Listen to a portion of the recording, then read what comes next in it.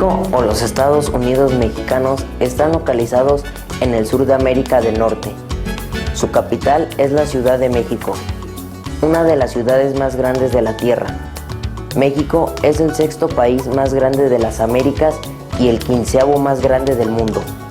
Tiene una población de aproximadamente 106 millones y por lo tanto es el 11º país más poblado. Esta bella nación posee numerosos lugares calificados por la UNESCO como sitios Patrimonio de la Humanidad, tanto culturales como naturales.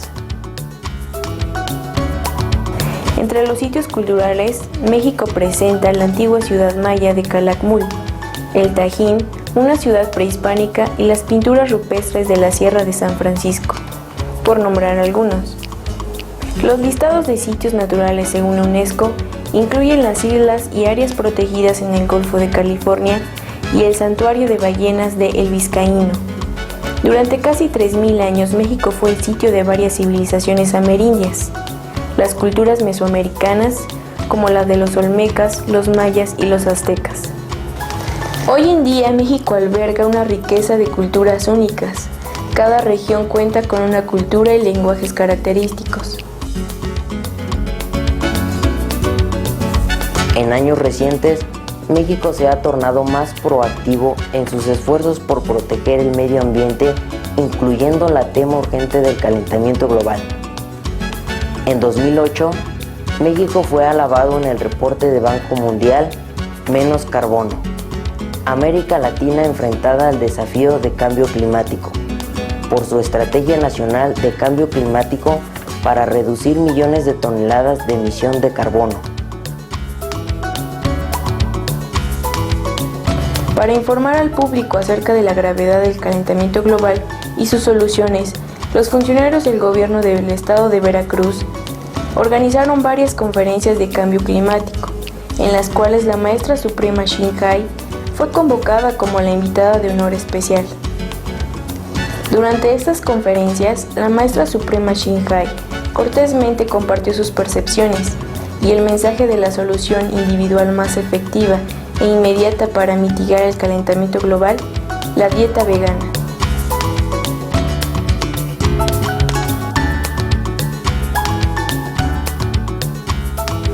Ahora les invitamos a unírsenos en la parte 2 de la retransmisión en 6 partes de la videoconferencia en vivo con la maestra suprema Shinhai, titulada SOS Acción Rápida para Frenar el Calentamiento Global, el 16 de noviembre del 2009 en Orizaba, Veracruz, México.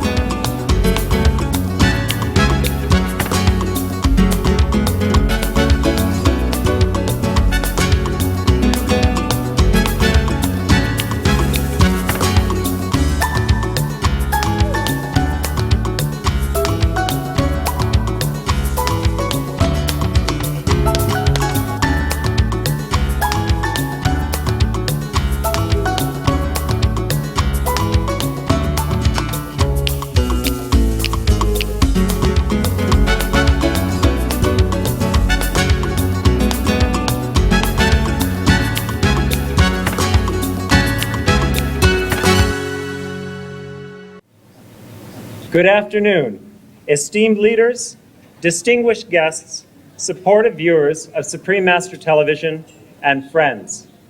A heartfelt welcome to our conference on climate change entitled SOS, a quick action to stop global warming, here in Orizaba, Veracruz, Mexico.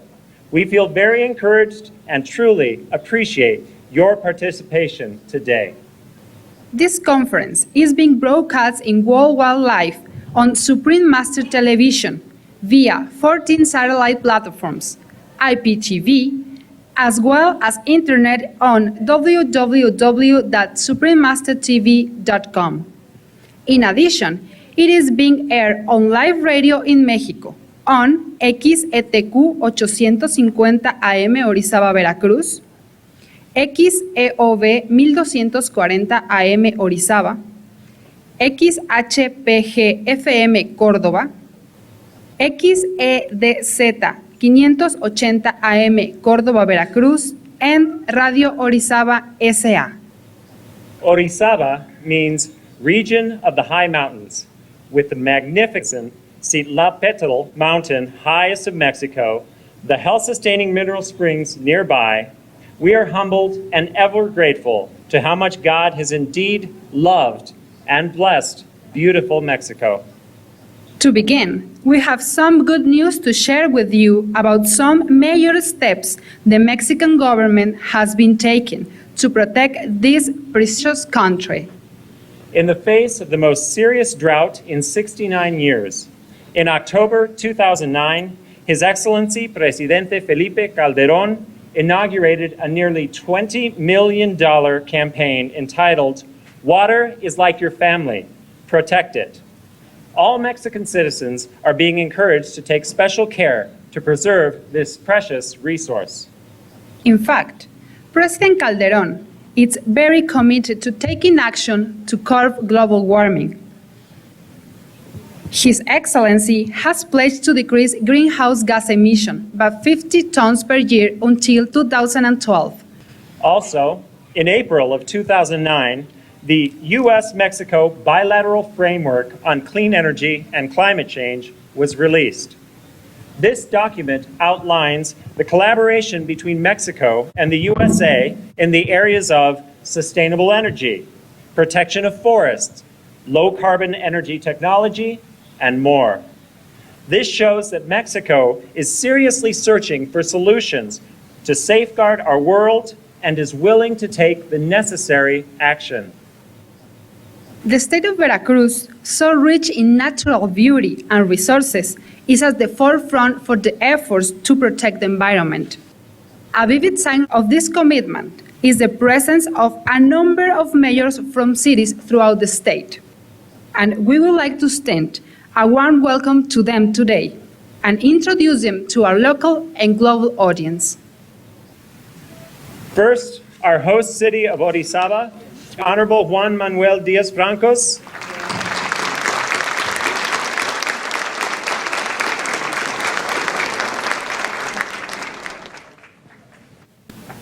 We would now like to recognize the Honorable Nelson Bote Ramos, Mayor of Ixautitlan, whose development projects benefit many people in the community.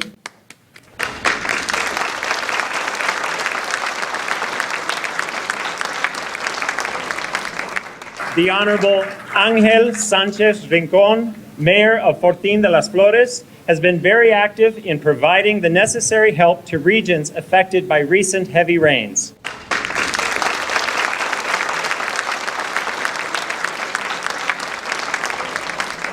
The Honorable Juan Antonio Levin Torres, Mayor of Córdoba. His efforts in improving education have helped many students to continue their studies.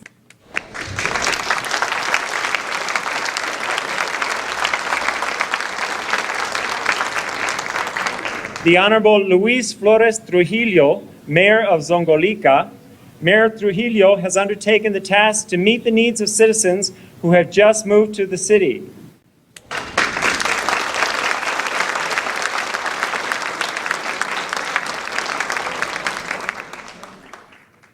The Honorable Octavio Misael Lorenzo Morales, Mayor of Atzacán.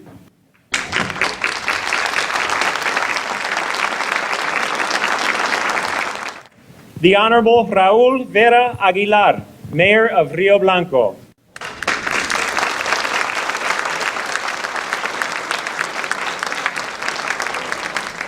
The Honorable Dulce María Romero Aquino, Mayor of Camerino Zeta Mendoza. Mayor Romero Aquino has been very active in improving literacy in her city.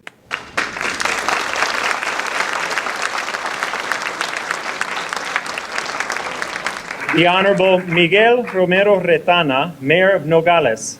Similar to Mayor Romero Aquino, improving the citizens' literacy and enhancing the education system is one of his priorities.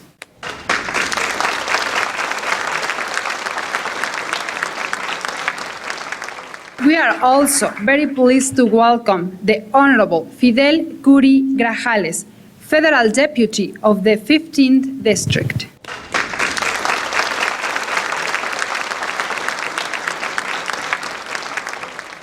The Honorable Alfonso Torres Gonzalez, Mayor of Mariano Escobedo.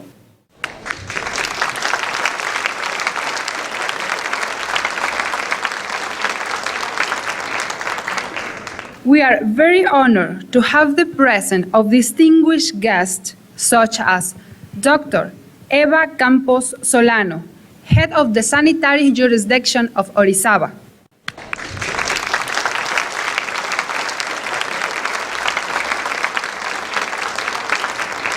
Ms. Lucina Chua Gonzalez, General Secretary of the Union of Workers of Orizaba.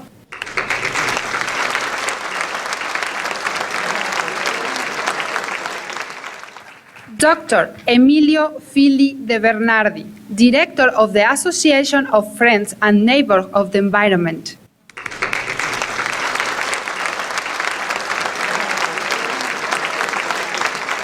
The Honorable Edgar Curi Grajales, Syndicate of the City Council.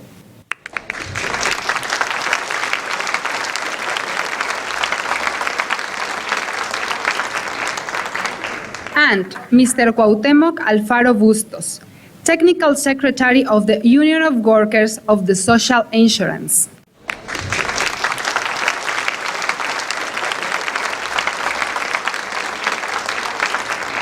Thank you all dignitaries and participants for your very much valued attendance at this conference. We have come together to find the most effective way to save our planet, as time is running out. According to experts, global warming is happening at a much faster rate than earlier scientific predictions. Important findings, such as the release by the World Watch Institute, tell us that the livestock industry is responsible for over 50% of the greenhouse gas emission. And this is thought to be a conservative estimate. And reports with newly discovered facts are constantly increasing this percentage. Thus, the fastest way to reduce greenhouse gas emissions is to stop its number one source, livestock breeding. Besides her natural beauty, Mexico is also the cradle of a number of glorious civilizations. We know that among these splendid cultures of the past, the Mayas faced decline because of the overexploitation of the natural resources. Today, even as we reach the end of the Mayan calendar, the humanity faces environmental catastrophes that the Mayans predicted. Species are disappearing every day. The dead zones in our oceans are increasing in size, and the latest swine flu epidemic is spreading quickly. Today's environmental crisis is no longer the problem of any one culture or country. Ladies and gentlemen, let us watch this short video on climate change, which addresses the urgency of our current situation and proposes a practical solution.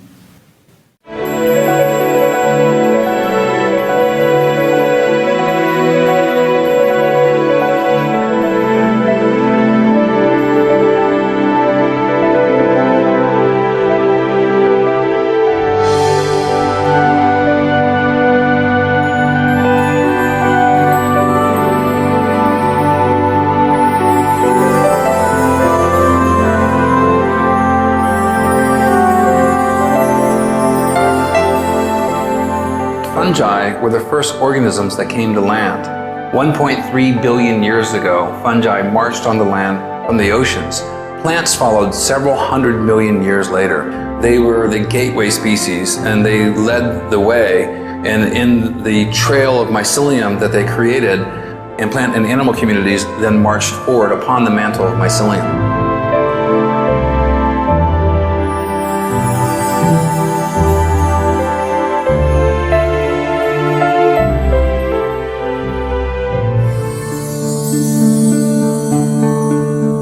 Every day, up to 270 species are erased from existence. 1/3 of all animal species have been lost since the 1970s. It is our behavior that caused so much the loss of our planetary species. Scientists have proved it So we all know that fishing, hunting, polluting the environment are the cause of global warming and the decrease of animal on the planet. And many of the advices to stop often have gone unheeded. And it's a pity, we should protect the species because when we protect them, we protect the ecology. And the ecology links with our health, the health of the planet and the people.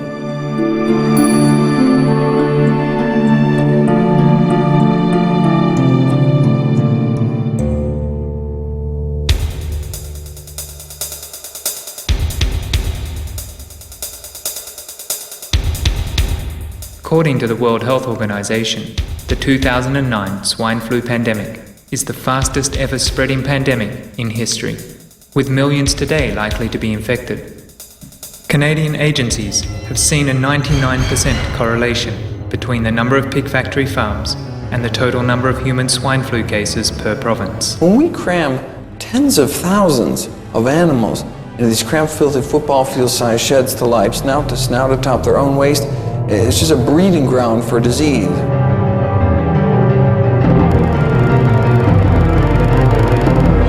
Pig and other animal factory farms also create antibiotic-resistant bacteria. In the US, where 70% of all antibiotics are fed to farm animals, bacterial infections claim 18,000 human lives each year, which is more than all the AIDS fatalities in the country. Ocean dead zones are increasing.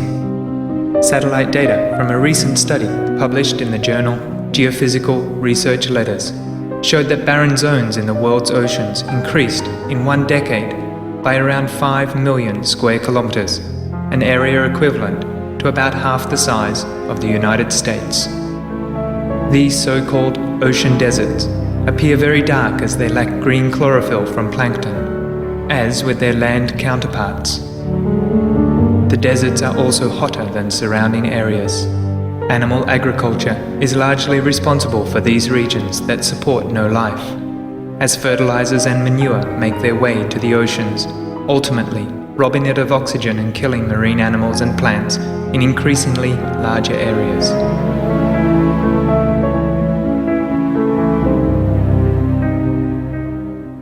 Since people found out about this talk that I was going to give here today, I've received a number of emails from people that I respect saying that the 18% figure is an underestimate. It's a low estimate, and in actual fact, it's much higher. And I just had some information just recently that the new figures now indicate that at least half of the greenhouse gases that are up there now, not the 15 or 20%, at least half, and maybe considerably more, are due to livestock production. Greenhouse gases are emitted during virtually every step of the meat-producing process. Of the 3 major greenhouse gases, carbon dioxide, methane, and nitrous oxide, methane is up to 72 times more potent than CO2, while nitrous oxide is up to 300 times more potent. Sure, we have to deal with CO2 in the long run. But if you want to make an impact on climate in the next 20 years, the place to do it is with the shorter-lived greenhouse gases, most important of which is methane. We have a critical environmental crisis now happening with effects that we're seeing around the world, and if we want to address the warming we're seeing now, the best bang for our buck comes in addressing the other gases, mostly methane, and its number one source, animal agriculture.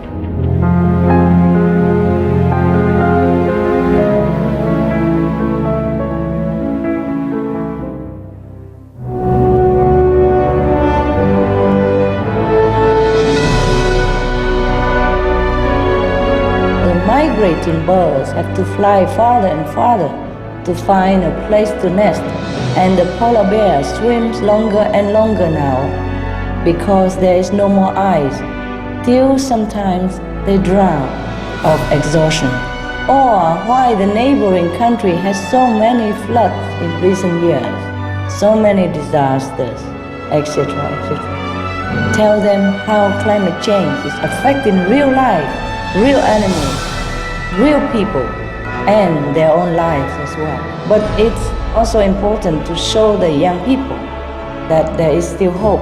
We can still save the planet. It's a chance be true heroes by being vegan and spread the news of this solution. Together, we can save lives.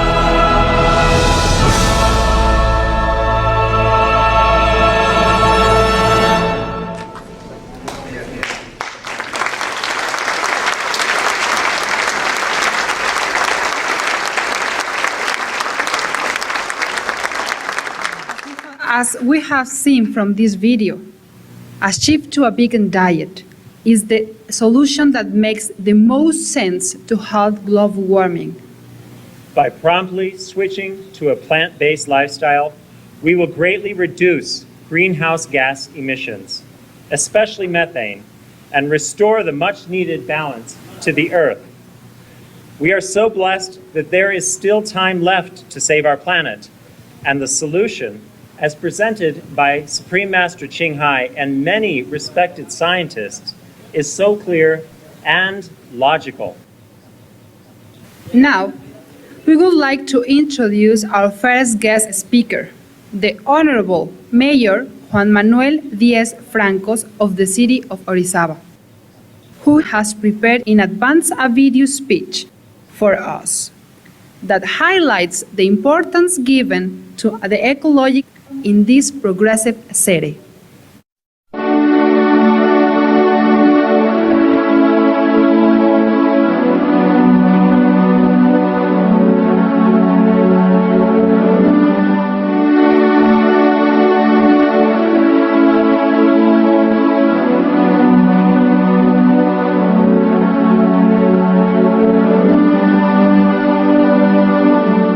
Soy Juan Manuel Díaz Francos, presidente municipal de Orizaba, Veracruz, República Mexicana. Nuestra ciudad es la cuna del fútbol nacional. Fue la primera en tener un campo de golf y donde las hidroeléctricas se instalaron en el país. Una ciudad llena de historia, pero consciente de que el progreso debe ser sustentable. Es por ello que te envío este mensaje. Tal vez veas esto y pienses, es la naturaleza. Tal vez cuando escuchas el calentamiento global, pienses en películas de ciencia ficción, en grupos ambientalistas, radicales, o peor aún, que faltan muchos años para que se convierta en realidad. Tal vez sigas estando equivocado. Este es nuestro planeta. Muchos científicos auguran grandes desastres naturales, productos del alza de temperaturas en nuestro planeta, inundaciones, hambruna, sequías, heladas, epidemias. Estas serán frecuentes en muchos países. ¿De qué es serio? Muy serio. Pero lo peor de todo es que nosotros mismos somos los que estamos colaborando con el calentamiento global de nuestro hábitat, al utilizar combustibles fósiles, permitir la contaminación industrial y la destrucción de bosques y de las tierras húmedas. Se cree que de seguir aumentando la temperatura, el calentamiento global se repetirá en forma desigual. Será menor en las zonas costeras donde el mar refresca la tierra y mayor en las zonas continentales donde el sol quemará con todas sus fuerzas. A veces la realidad supera la ficción. El destino nos va a alcanzar. El agua contaminada no estará disponible para el ser humano. Evitemos que las siguientes guerras sean por el agua y los alimentos. Debemos revertir los impactos negativos a los ecosistemas, derivados del desconocimiento de la falta de una cultura y educación ambiental. Nos estamos acabando el planeta, a este mundo maravilloso que tanto nos ha dado. Todavía estamos a tiempo, pero tenemos que cambiar nuestra manera de pensar y empezar a actuar desde este momento. En Orizaba estamos recolectando más toneladas de desechos que en muchos otros años. Es una lucha constante por mantener una ciudad limpia. Como este problema, existen muchos. Las futuras generaciones deben estar conscientes de lo importante que es cuidar las áreas verdes, el agua y todos los ecosistemas. Bienvenidos y sonrían, están en Orizaba. Our many thanks, Honorable Mayor Juan Manuel Díaz Francos, for your insightful message, for your example, as well as for hosting this event in Orizaba. Dr. Rajendra Pachauri, the chairman of the Intergovernmental Panel on Climate Change, is our next speaker. His meticulous work with hundreds of scientists from around the world in preparing the scientific report on climate change earned him and his panel colleagues the Nobel Peace Prize. Dr. Pachauri has long advocated to reduce meat consumption, to halt climate change. Dr. Pachauri has sent us his message and supporting wishes. Let's take a look.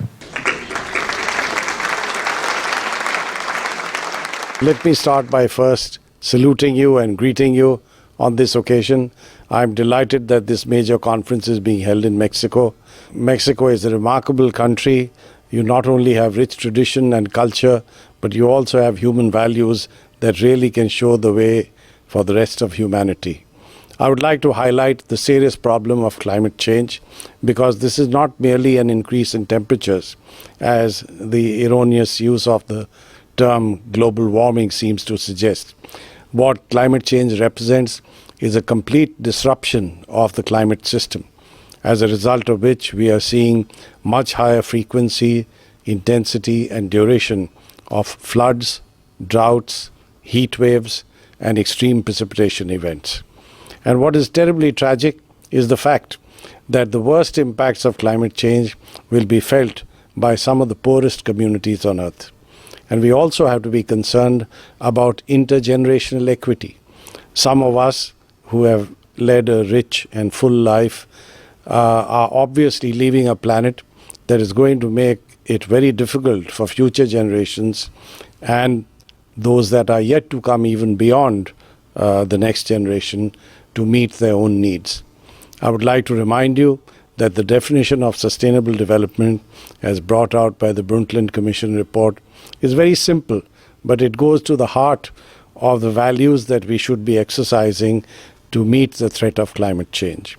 Sustainable development, as the Commission said, is that form of development which helps us to meet our own needs without compromising on the ability of future generations to meet their own needs.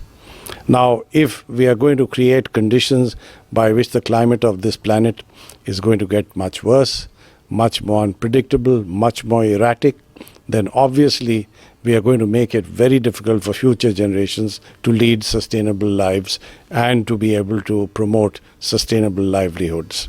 So I think there is urgency in bringing about change. We have to reduce drastically and urgently the emissions of greenhouse gases. Now, one means by which we can do that substantially is through changes in lifestyles. And the question you could ask is, what changes in lifestyles? Well, we certainly have to use energy much more efficiently in everything that we do, but we must also look at our eating habits. We have become much too addicted to excessive consumption of meat and animal proteins, and we have to move away from that. Now, I know I'm talking to you in a location which produces a lot of livestock. Livestock and the means by which it is used for satisfying the demand of human society is clearly one major source of emissions. There are varying estimates. The FAO brought out a report where it said that about 18% of the total emissions of greenhouse gases come from the livestock cycle. But if you look at what they have done, clearly there are some elements that have been left out of that estimate. Other estimates indicate a much higher percentage of emissions from this source. However, what I'd like to submit is what I've been saying in various parts of the world. If you eat less meat, you would be healthier, and so would the planet. According to several sources, it is also one means by which human health is impaired and affected seriously. So please keep this in mind. We owe it to ourselves. We owe it to the future of every living species, and unless we bring about a radical change, which I can assure you, as someone who turned to vegetarianism several years ago, you'll feel much better, and future generations will feel very good about you. Thank you very much.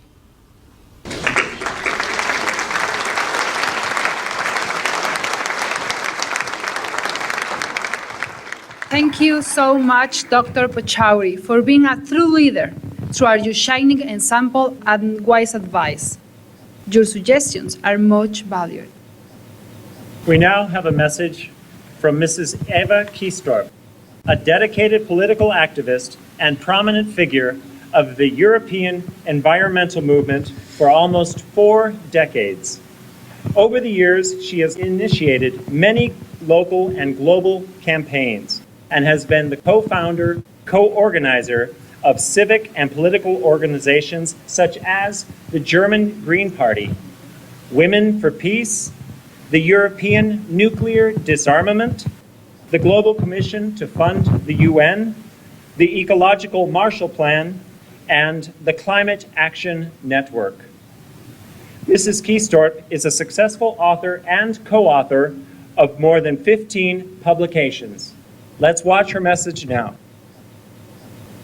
Guten Tag. I will give my greetings to all the participants of the conference in Veracruz. I hope you be a big force and a loud, non-violent, creative voice for Copenhagen to say, beside our changes in energy politics to go out of the nuclear energy, to reduce oil consumption, to make energy savings, to change the world in the direction of solar energy, we can change our life by relating to regional products, ecological farming, and by relating to our regional products, which are not brought in by airplanes or big ships, and enjoy ecological food. Vegetarian ecological food is a gift of God, and it tastes wonderful, it's delicious, and if we do it in good communities, so if we share, it's not just not eating meat, it's creating and re-establishing a culture which is a spiritual culture, that we are thankful to good water, that we are thankful to good fruits,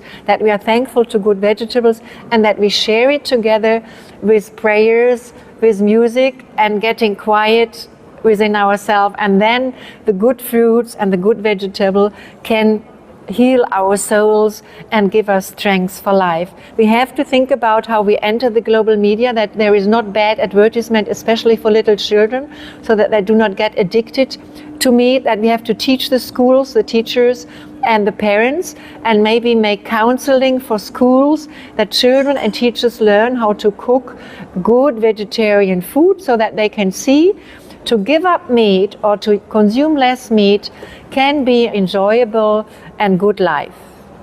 And then we should not leave the task only to governments. We as consumers, we as voters, we as citizens, we as spiritual and human beings can do a lot. The World Watch Institute said now, part of the greenhouse gases is the eating of meat and the production of meat, which is using too much water too. And we have water problems, we have desertification problems, we have food and hunger problems in the world beside climate change. So to reduce the use of meat, and even not to eat meat but to be clear vegetarians and to lead a spiritual life with meditation and with a spirit of non-violence, can be very important in the fight against climate change and for a more peaceful world, which I hope, my dear Mr. Shanghai, will include women's rights too, and will give back dignity, especially to older women who try to save the earth.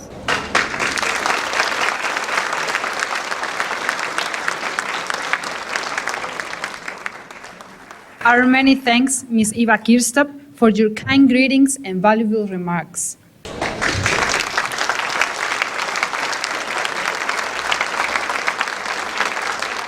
We have our second guest speaker, the Honorable Mr. Alonso Domínguez Ferraez, General Coordinator of the Environment of the State of Veracruz. He will join us here in the lovely city of Orizaba at this momentous event to discuss the ecological problems that society and the whole world face today. He has worked tirelessly to generate new green projects centering around better management of waste materials and improved care of the vast natural areas, the air and the water sources that provide life and abundance to the various regions of this state. Please welcome Mr. Domínguez Ferraez with a warm round of applause.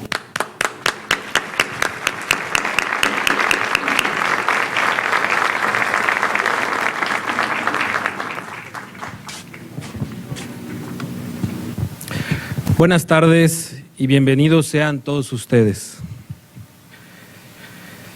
Quiero saludar muy respetuosamente a la maestra Xin Hai y enviarle un sincero reconocimiento. Al mismo tiempo, agradecerle por compartir su importante mensaje con nosotros a través de esta importante tecnología que nos permite acercar dos regiones del planeta tan distantes y decirle, maestra Xin Hai, que en este auditorio se encuentran importantes ciudadanos que traen consigo la representación de diversas instituciones públicas y privadas, académicas, de investigación, de medios de comunicación, de organizaciones no gubernamentales y de asociaciones civiles y sin fines de lucro. Pero sobre todo, se encuentran en este auditorio padres de familia, amas de casa, estudiantes, jóvenes y niños que desean y se preocupan por un medio ambiente más sano, por un entorno ecológico limpio, por una ciudad, una región, un país y un planeta ambientalmente saludable. Todos hemos escuchado acerca del cambio climático y no solo eso, sino que hemos empezado a experimentar sus estragos, como las inundaciones en las zonas costeras del estado hace unos años, o las lluvias extremas que provocan crecidas de los ríos como el de Balastrera, el mismo deshielo de los glaciares de nuestro querido pico de Orizaba, y en un futuro, quién sabe cuántos fenómenos y tragedias más. Este es uno de los retos de mayor dimensión que ha tenido el ser humano. El haber pasado la cantidad de 350 partes por millón de dióxido de carbono en la atmósfera, aunado a la inmensa cantidad de metano y otros gases de efecto invernadero, es advertido como una amenaza para el actual estilo de vida de los seres humanos. Se trata de un gran reto porque implica el cambio de mentalidad hacia una en la cual se aprecie la satisfacción de necesidades no más allá de lo básicamente necesario. Tal vez el buscar esa máxima religiosa de buscar la felicidad por otros medios ajenos a lo material podría ser lo más indicado. Pero bueno, volviendo al problema terrenal, este cambio de mentalidad no consumista que tanto se ha hecho popular traería con la disminución de consumo de materiales y energía un aumento no solo en la calidad ambiental, sino en las posibilidades de supervivencia de la raza humana. Desafortunadamente, la visión simplista de algunos economistas que imponen las reglas del desarrollo mundial ha vinculado la disminución del consumo de materia y energía con la disminución del Producto Interno Bruto y en consecuencia con la disminución del progreso y bienestar de los seres humanos. Sin embargo, una visión ecologista o ambientalista de la economía permite echar por los suelos esa pseudoteoría de la economía tradicional que el reducir los consumos materiales y energéticos implica la disminución del bienestar. En primer lugar, no necesariamente el bienestar de los seres humanos está relacionado con una medida económica como puede ser el Producto Interno Bruto. Y en segundo lugar, hablar de una disminución del consumo material y energético implica, en términos físicos y ecológicos, un aumento de la eficiencia del sistema. Pero no solo el reto es disminuir el consumo material y energético, sino también cambiar la fuente energética con la cual está basada la producción económica, mudando de las fuentes basadas en los combustibles fósiles a las energías renovables o basadas en la energía solar.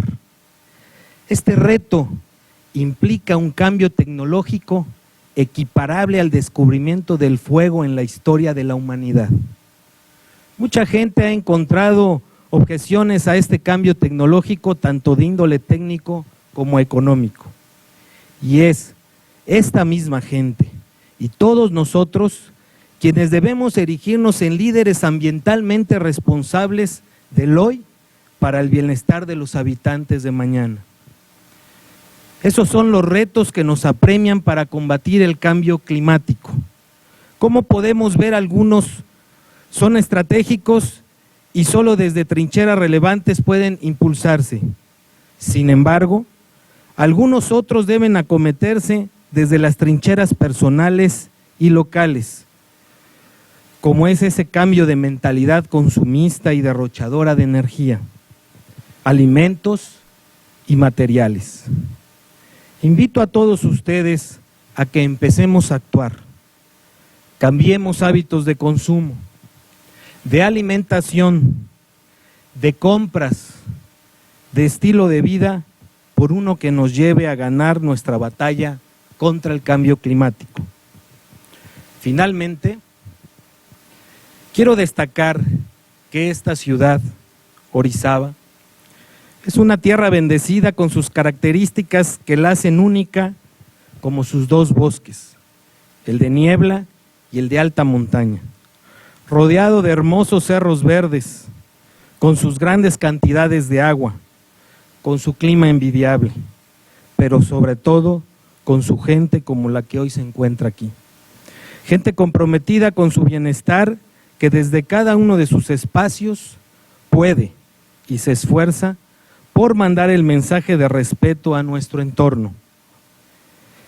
Gente que está consciente y sabe que hoy más que nunca tenemos que proponer y actuar, hacerle caso a nuestros niños y cuidar sus bosques, sus cuencas, sus ríos, sus lagunas, sus selvas, sus montañas, sus mares y todos y cada uno de los diferentes ecosistemas que componen este maravilloso planeta en el que se da el milagro de la vida. Y así, el día de mañana, si lo hacemos bien, la naturaleza y la madre tierra nos lo premie con más vida, con más biodiversidad, sino que nuestros hijos y los hijos de ellos nos lo reclamen. Verifica tu auto, separa tu basura, cuida el agua, ahorra energía, no desperdicies, reforesta. Muchas gracias.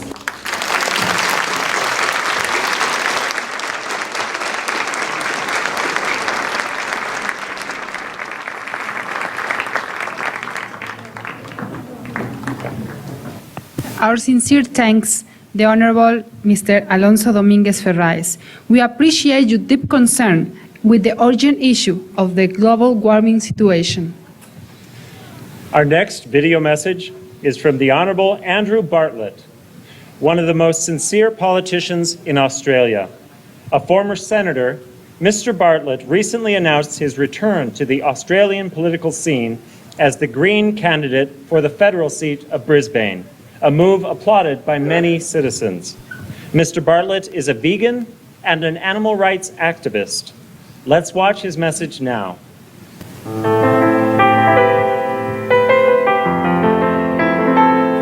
Hello, my name's Andrew Bartlett. I'd like to welcome you to the Climate Change International Conference. The theme of SOS, quick actions to stop global warming. We've gathered in Mexico to examine issues of climate change and to explore what ways we can all make a difference. There's a wide range of changes that need to happen. All of us will need to change our lifestyles, particularly those of us from wealthier countries. One of the quickest things we can do, removing meat and dairy products from our diet, or even eating less of those products, makes an immediate benefit to the environment, and particularly in regards to greenhouse emissions. But changing our diets doesn't cost anything, doesn't need any new technology, and will not cause any problems in regards to overall loss of jobs. It's a quick, easy and very effective way to reduce the dangers of climate change as quickly as possible, because methane from livestock is a highly potent greenhouse gas, but it's also one that dissipates much more quickly than carbon dioxide. The less meat, the less dairy product you consume and others consume, those things do make a difference. And each time an extra person adds that message to the wider global community, then the more people will realise how important it is, and the more people will realise that they too can make a very immediate difference, reducing the dangers of climate change, reducing unnecessary animal suffering, reducing the impacts on the environment. During my time in Parliament and in politics more broadly, one of the crucial lessons I learnt is that every individual person can make a difference. Encourage others to speak out. It's letters to the editor, comments on websites, ringing into radio shows, raising the issue in your community, down at your clubs, everywhere where people gather. It's an issue that concerns everybody, it's an issue that is urgent, and we all can have a role to play, we all can make a difference, and we need to be doing it now. I'd like to wish you well for your gathering. Be veg, go green, to save our planet.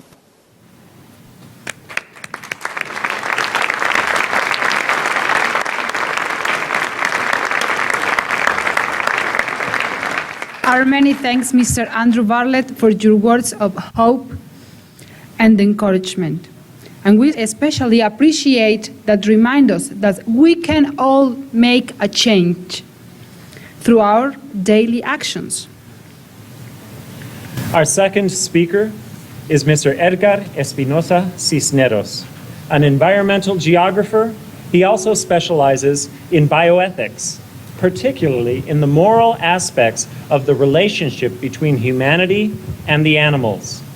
Please welcome Mr. Espinosa Cisneros.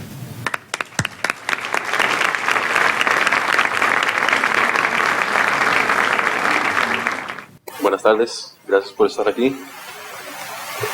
Good afternoon. It's truly an honor to be here this afternoon, and I appreciate the wonderful opportunity to talk at this conference.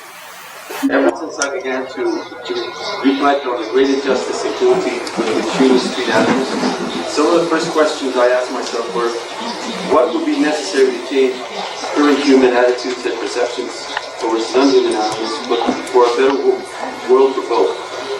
What would be one of the most important actions that we can take to achieve this? And also, how can we go about changing such unethical attitudes from the root? Since then, I've been on a philosophical journey trying to come up with an answer how we can change in a positive direction. To introduce my statement, I must first talk briefly about the vision of an illustrious person and on whom this ideal is based. It is one of the many who have fought for animal rights and whom I deeply admire. George Angle was the founder of the Massachusetts Society for the Prevention of Cruelty to Animals, and was a prominent figure in animal rights and the anti-cruelty movement in North America back in the 19th century. Rebelling against the paradigms of that time that little considered animal welfare, he fought against cruelty and in favor of animal rights of protection, kindness, and care. As part of his vision, Angle advocated the need for humane education, teaching people the principles of kindness, compassion, and respect for all life. He created a nationwide network of humane education clubs, especially destined for the young. However, Angle incorporated and presided over the American Humane Education Society, an organization designed to offer instruction to all age groups. For this and other reasons, Angle was a visionary, and sharing his belief, I envision a world of humane education where compassion is instructed since birth and is placed at the core of our character. It is important to start at the basis of our educational system, at the root, inculcating compassion formally at all educational levels, but particularly in students in primary and secondary education, an age in which it is easier to reach the minds and hearts of people and where compassion can permeate more easily. This may include active socialization with animals since early childhood, including vegetarian diets, in school cafeterias, and adopting an educational approach that values animals for what they truly are, loving sentient beings that deserve our respect and consideration. This is important for various reasons. First of all, given that there are a range of different family scenarios in which children develop, this will guarantee that children will be instructed in compassion and humane values through formal educational institutions, notwithstanding family conditions. Secondly, from my personal experience, I've seen that targeting younger audiences is much easier because they're shaping the personal perceptions of society and the world itself, and thus can be more sensitive. It is no secret that the cultivation of compassion in current and future generations inexorably leads to a more integrated, caring, and peaceful society and citizens. Consequently, in my personal opinion, this subject should receive as much priority as other subjects such as science, math, or social studies. Also, as a result of instructing compassion, we would also promote better health in our children by feeding them a vegetarian diet. We must not forget that compassion is at the root of vegetarianism. Personally, it was compassion for animals and for our planet which made me and my family adopt a vegetarian diet. Aside from all the more short-term, but very important measures that we can implement to help change the current unjust attitude toward animals, working from the basis of education is truly paramount. So, as mentioned before, this entails making a change at the root by injecting compassion and humane values into the moral dimensions of new generations that will lead the world in the near future, caring not only for their kind, but also for other creatures and the environment in general. In sum, it is necessary to advocate for including compassion and humane education into academic systems since the early stages of life, supported by national governments and communities alike, and for the medium to long-term benefit. However, the marvelous results are well worth the effort. Lastly, we should remember that human beings will not live in peace until they treat all beings that accompany us on this world with compassion and respect, regardless of differences. If humans are to evolve, and if evolving implies a positive connotation, then surely the path to follow in order to evolve is respect and reverence for all forms of life. Only then will we truly feel peace and satisfaction. So let's start instructing our children the entire scope of love, which includes not only our kind, but also animals, plants, and the environment in general, and start collaborating with national governments and ministries to include compassionate and humane education in our schools. Thank you very much. Gracias.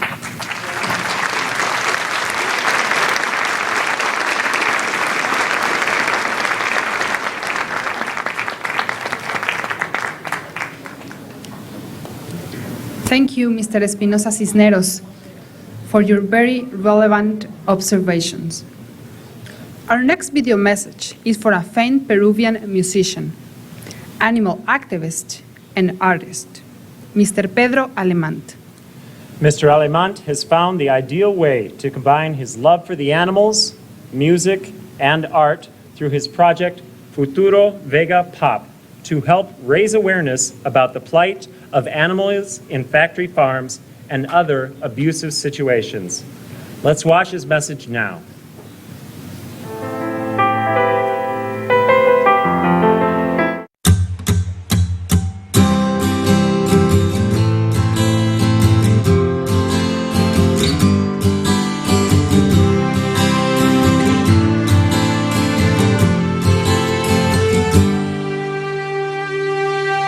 Encerrado puedo ver en la carretera un camino de ilusiones, desapareciendo, creciendo el final.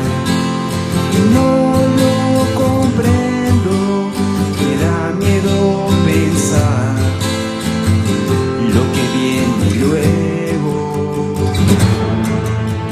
Quiero vivir, romper la prisión y salir corriendo.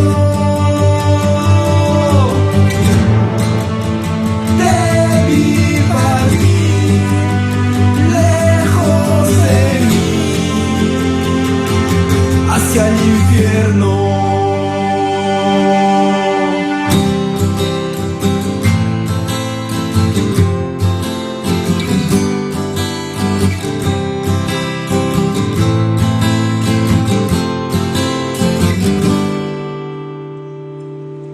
Confinado a un rincón, detrás de la brisa, la luz penetra en mí,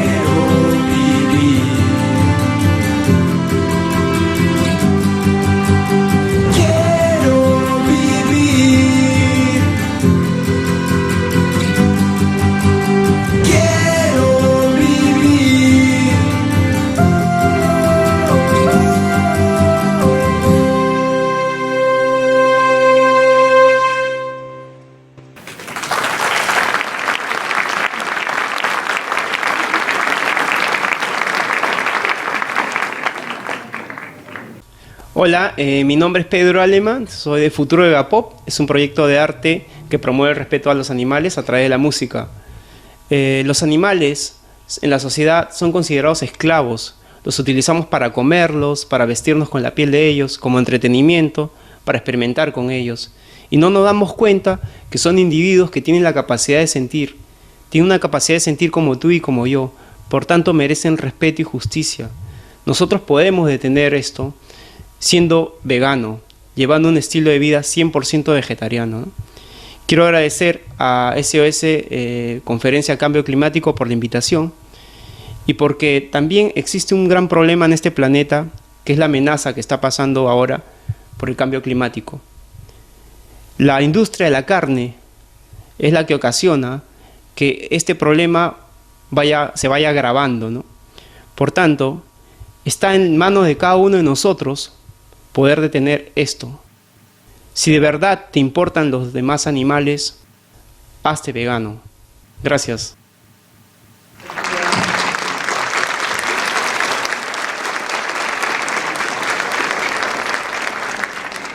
Thank you very much, Mr. Alemán, for that beautiful message. Our next guest speaker is a marine biologist, Ms. Annette Baudia, who has a big heart for all animals. She's founder of the Humane Society Perros in Puerto, in Puerto Escondido, Oaxaca, the first organization of his kind in the state. Let's please welcome Ms. Baudia.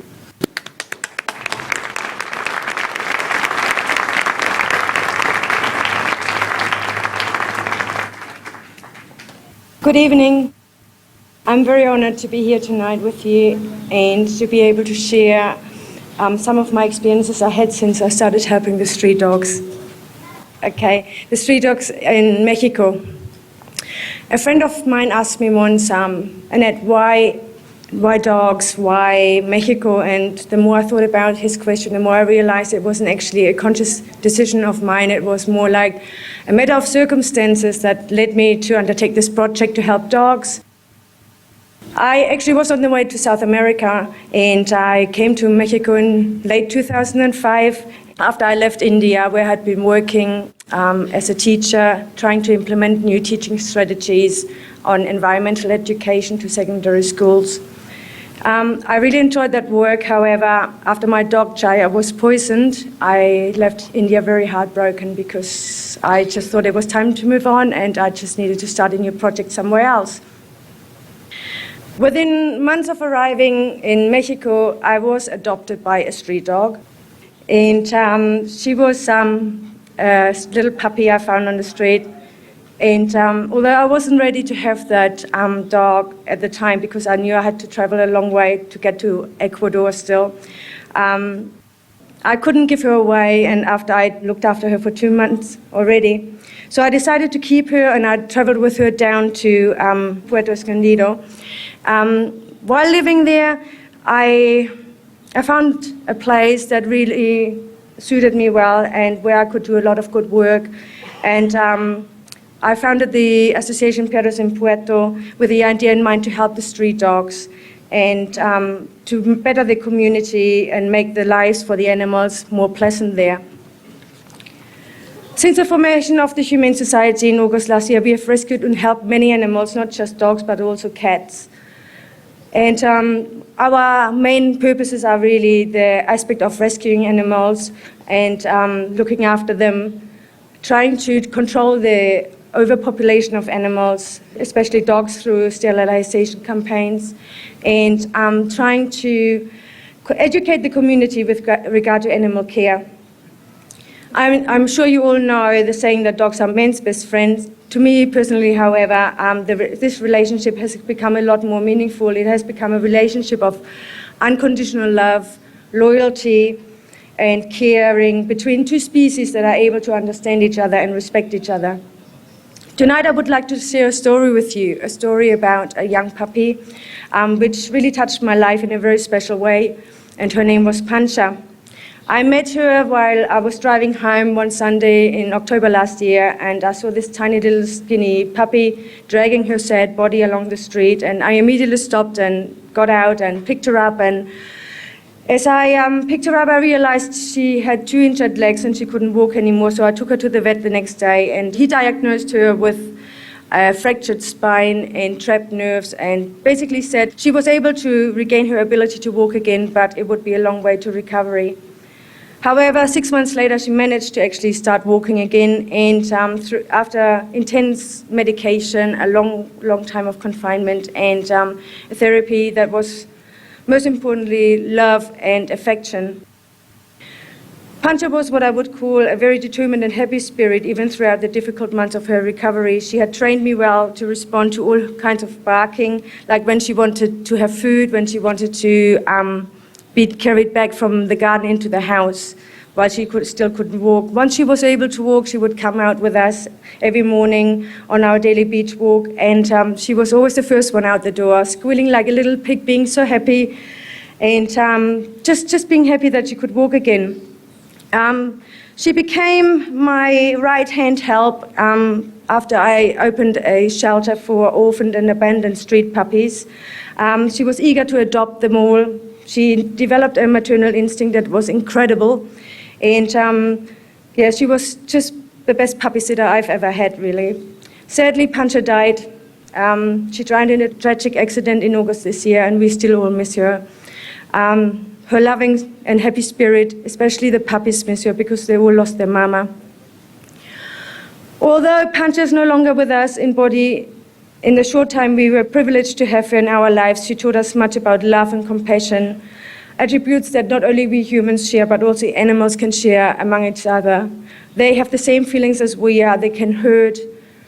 If you hurt them, they feel pain. They feel happiness. They suffer neglect and abuse. So what I would like to say is that although we care for the animals on the street, we also want to help the humans and animals to live together peacefully and respectfully. We need to give to the animals, not only our companion animals, a chance to live a full and dignified life. Maybe if we can become more sensitive towards animal needs, we will be able to make a change. And which leaves me with only one question for you to ponder on tonight is, what can you do as an individual to make a difference in an animal's quality of life? Thank you.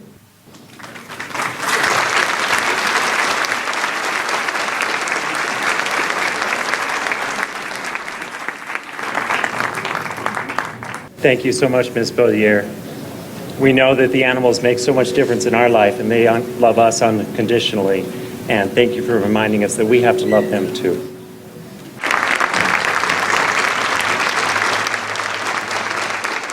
Distinguished guests, ladies and gentlemen, we are very grateful and privileged to welcome our special guest of honor, Supreme Master Ching Hai, a world-renowned spiritual teacher, best-selling author, highly lauded artist, and dedicated humanitarian. Supreme Master Ching Hai has been fully devoting her time, energy, and resources to protecting our world from global warming. She is one of the most caring and leading voices globally in the race to save our planet. Supreme Master Ching Hai has been requested by many concerned media to share her knowledge and insight. She has lent her support in humanity's efforts to curb global warming by gracing various climate change conferences around the world. Please join us now to watch a special documentary entitled For Our Beloved Planet, a brief biography about Supreme Master Ching Hai. Let us watch it now.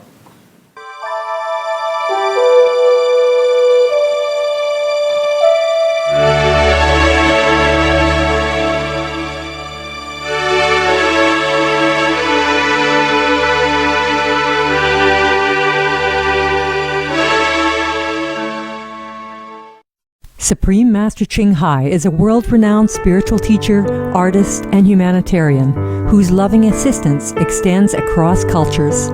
Born in Central Olac or Vietnam, Supreme Master Ching Hai studied in Europe and worked there for the Red Cross. She soon realized that suffering exists in all corners of the globe, and her yearning to find a remedy became the foremost goal in her life. She then embarked on a journey in search of spiritual enlightenment. Eventually, in the Himalayas in India, she received from a true master the divine transmission of the inner light and sound, which she later called the Kuan Yin method.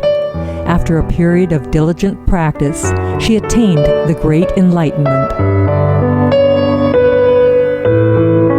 Soon after her return from the Himalayas, at the earnest request of those around her, Supreme Master Ching Hai shared the Kuan Yin method with others, encouraging them to look within to find their own divine greatness.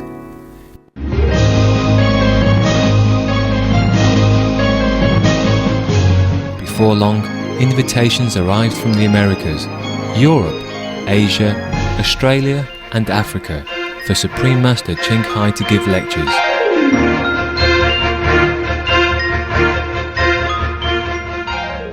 Supreme Master Ching Hai's compassionate heart has also been reflected in her meticulous care for the less fortunate in different circumstances. The funding generated from her artistic creations has enabled the support of her mission of comforting God's children in times of need.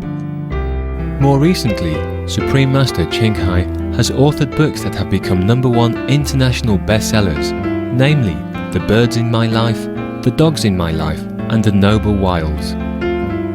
These volumes, now translated in several languages, reveal many insights into the deep emotions and thoughts of our treasured animal co-inhabitants, highlighting their gracious spirit and unconditional love.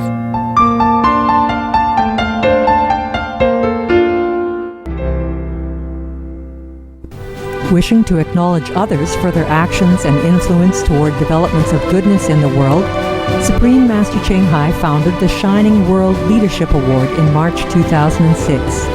Since then, she has also established other awards, such as Shining World Compassion Award, Shining World Hero and Heroine Award, Shining World Honesty Award, Shining World Protection Award, Shining World Intelligence Award, and Shining World Inventor Award. This honor is presented to individuals, nations, and organizations, such as the second President of the Republic of Slovenia, Dr. Janez Drnovšek, renowned British primatologist Dr. Jane Goodall, and US-based nonprofit Save the Children, whose exemplary works have significantly contributed to the harmony, beauty, and sustainability of our Earth.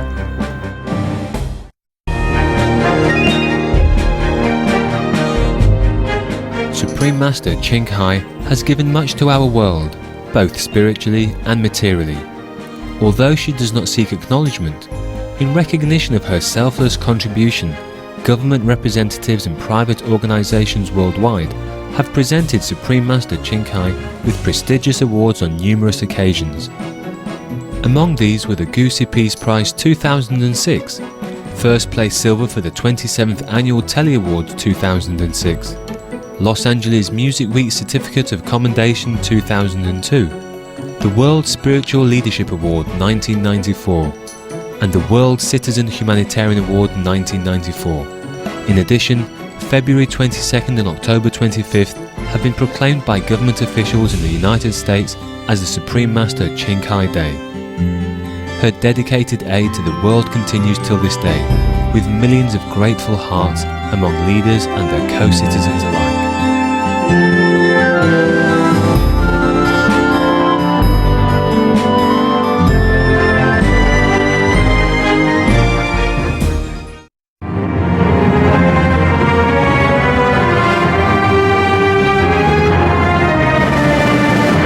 Supreme Master Ching Hai is among notable pioneers in our society today who wisely and courageously express concern about climate change. In fact, for more than 20 years, she has strongly advocated preserving the environment. She initiated the Alternative Living and SOS Global Warming campaigns to promote a benevolent lifestyle without animal products. Be Veg, Go Green, Save the Planet is now a well-known motto that originated from Supreme Master Ching Hai. In our era, Supreme Master Ching Hai is truly a selflessly dedicated individual, tirelessly helping world citizens create a bright future for our beloved planet.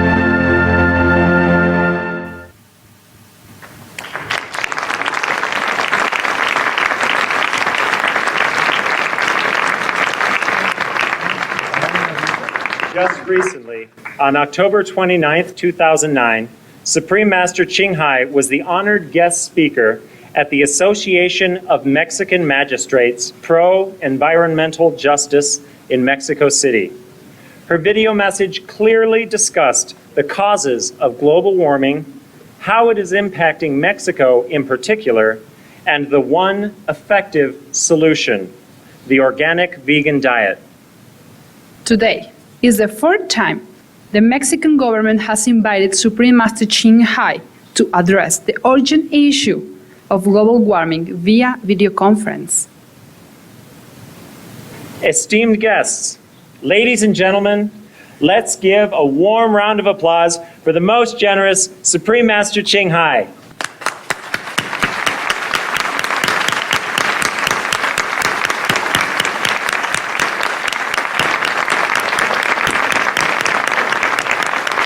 Hello, Supreme Master Qinghai.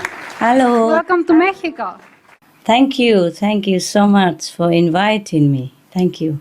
Hello, Supreme Master Qinghai. You look great in purple. Oh, this, how you call it, a vegan fur, huh? A vegan fur. It's really beautiful. Oh, I want to match your suit, that's why. Yeah. So vegan is not animal fur, eh? And it still look beautiful, right? You like it? Yes, it's completely beautiful. Everybody likes it, yeah? Yeah.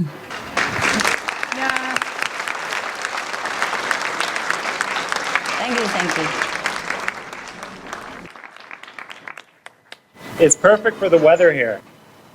Oh, is it cold there? It gets a little chilly in the evening, yeah. Oh, yeah, yes. Also, it's winter, everywhere is cold. And it's better than heating the planet, no? Yes. But I hope you are warm. The audience are warm, yes? Yes, we are, Master. Thank you very much. Good. Thank you once again for your kind acceptance to share your extremely precious time with us. Oh, I'm glad to be able to. I'm glad. I'm very glad. I love the Mexicans. I love your country. Yes. We love you.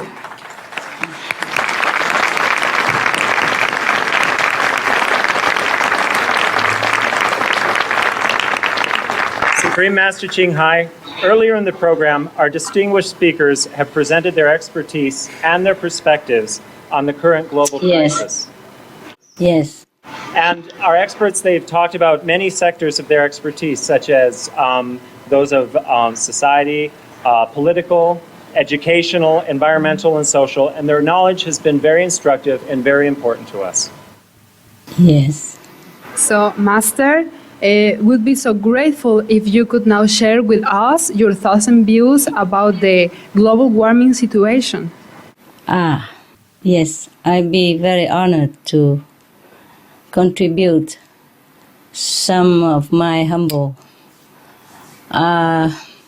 knowledge about our very precious planet. I have been listening as well.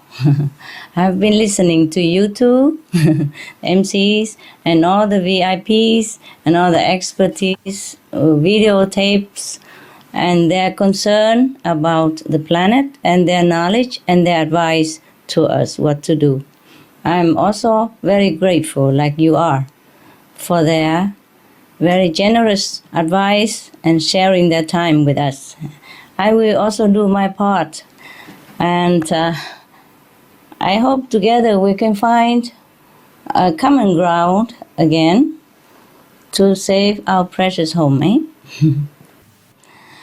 I'm trying some Spanish. I hope you can understand, like, hola y buenas tardes a todos. Is that okay? It's very good. Buenas tardes. Buenas good. tardes. Yes.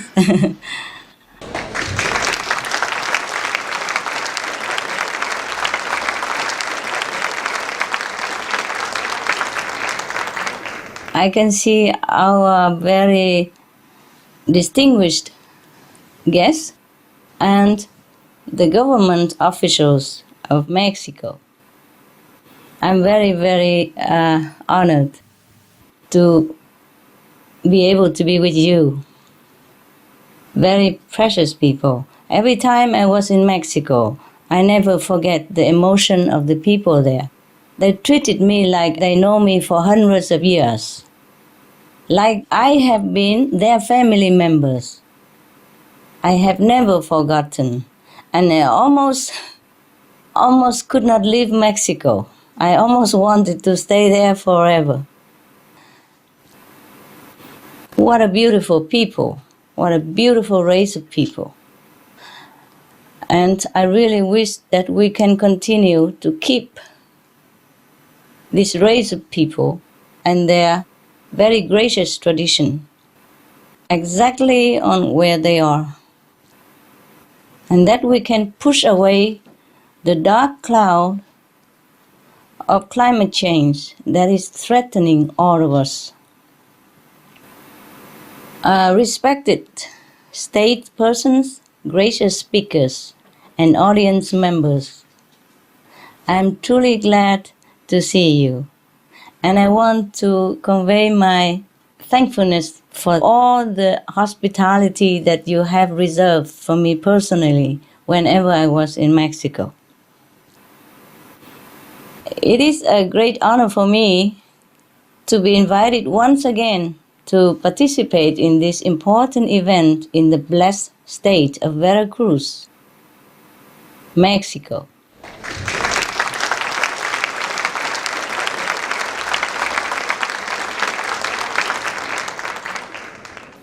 And I'm truly touched to be in the presence of the genuine, hospitable, intelligent, dedicated, but humble Mexican people.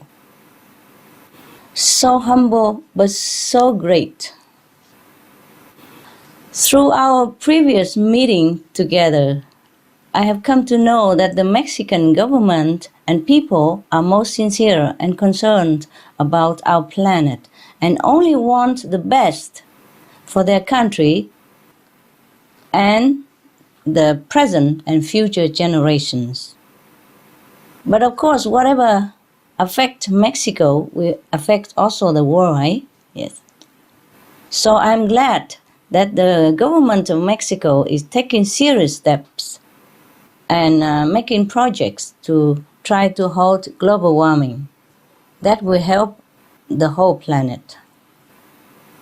And I also feel a deep, deep appreciation for the beauty of Mexico, her spiritual legacy and deep-rooted traditions that shine through the history so much to treasure and preserve. However, it also pains me to think that everything wonderful about your country and about our world is in grave danger of disappearing due to global warming. Mexico is enduring prolonged drought and making things worse, the pandemic. And countless countries share these and other challenges, while less predictable perils push humankind even more to the edge. But luckily, there is still time, as all the experts have told us before me that you have heard, that we still can save it all. You can save your country, your people, your children, your animal, and your planet. We can still keep our hope because we have the solution. It's in our home, it's in our hands, it's in our heart. The solution is right here, begins with us. I offer hereby my humble respect and heartfelt wishes that you find this conference meaningful and helpful to you. Thank you so much. Muchas gracias. Buena suerte a todos.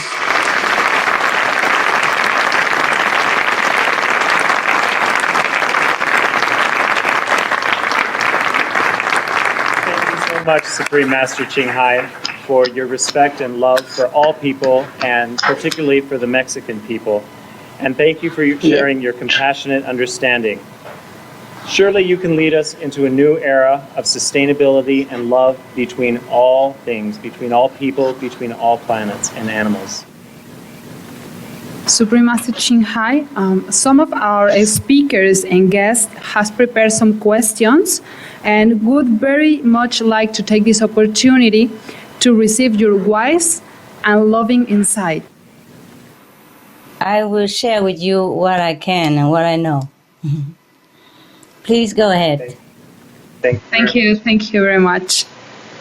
First, the Honorable Mr. Alonso Dominguez Ferraez, General Coordinator of the Environment for the State of Veracruz, has 2 questions he would like to ask you.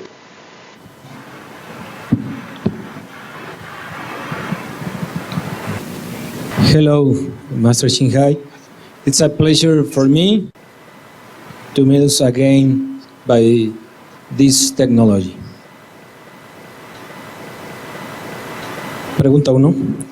Usted propone el vegetarianismo como una solución para abatir la cría del ganado y por ende la generación del gas metano. En ese sentido, ¿cómo podemos los padres de familia implementar en nuestros hijos los cambios en los hábitos de alimentación? La segunda pregunta. México es un país de vocación petrolera. ¿Cómo poder cambiar el esquema de la utilización de energías a través de los hidrocarburos por otro tipo de energías que nos lleven a un cambio en los hábitos de consumo, ya que creemos que es difícil porque nuestra economía depende del petróleo? Gracias por sus respuestas. Hola, señor Ferraez. Thanks for inviting me again and for coordinating this beautiful event. ¿Cómo está, señor? Bien. ¿Y usted? También sí. Se ve bien. Thank you. Thank you for your caring question. The first question is, how do we, as parents, influence our children? Yes? Señor Ferraez, by example, yes. Influencing our children, especially towards something that will help the world, is much easier than influencing many adults. We adults are more difficult to change into something new or to accept some new concept. But the children, they are still young, flexible, and very open to new ideas, and they are purer at heart. Yes. So we hear about children who remember being in heaven before they came to this life, or even ones who remember the previous life. It's on the newspapers and in the media, they report about these things. They are thus not attached to the things of this world as much as we, the adult people, do. In fact, children normally do not even care for the taste of meat. They just learn to eat it from their parents first, just like we learn to eat it from our parents. Even in school, studies have found that when given a choice, the young students preferred fresh fruits and vegetables by themselves. Nobody even influenced them. So from a young age, children naturally gravitate toward compassion and health. All you need to do, Senor Ferraez, I'm sure you ask this not for yourself, or not just for yourself, but for all the parents in the world. And so all we have to do is be a good example. Yes. Remember, parents are the first ever teachers of their children. So we become vegan and show them and explain to the children, then we can show them the way. We will explain to them why we are vegan. And when they are very young, they will try to eat whatever you serve them in any way. And when they are older, we can explain that this way of life, first of all, is helping the planet, saving lives, and it is also helping themselves. So vegans are healthier, happier, more intelligent, and live longer.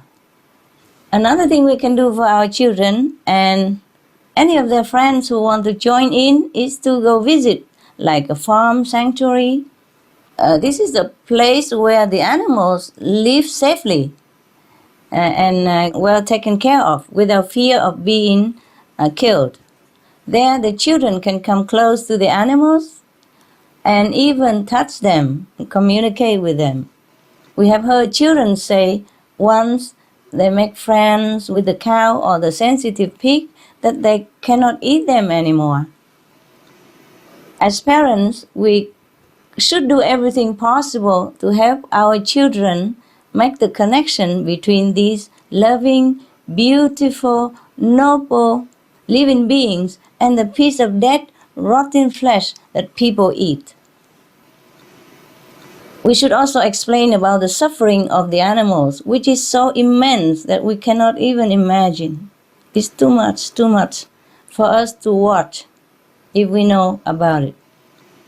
We can share another part of the animal's truth, which is that the tender young babies are taken away from their mothers and killed in a horrible way. And let the children know that the mothers then have to endure the pain of being hooked up forcibly every day to machines for milking, milk that should have gone to their babies. And then they are killed. All of this is a sad but true story. There, of course, are many more gruesome, utterly cruel and inhumane acts involved in animal industry. We as parents can also help young children veg lifestyle by going to school and explaining to the teacher and the food service staff that your child is a vegan.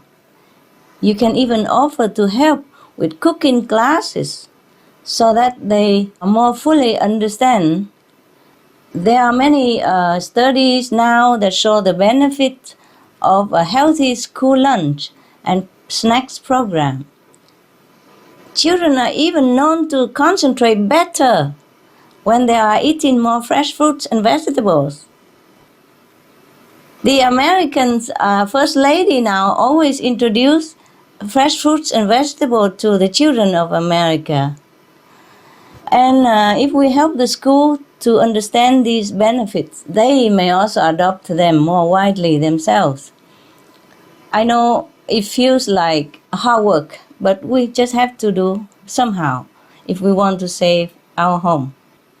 But nowadays, many schools and parents even plant vegetables in the school or in the home gardens with the children. And the children love these activities as well as they are eating more vegetables, which they grew themselves. So finally, we can also tell our children that by being vegan, they are directly helping to heal and save our planet and helping the parents, helping themselves and all that lives in this world. Children are very loving at heart. So if they know that by being vegan, they can save many lives, they would be very, very willing to do it. We want to be able to live a world for the children, a world of green and lush beauty, a world of humans and animals peacefully coexisting together.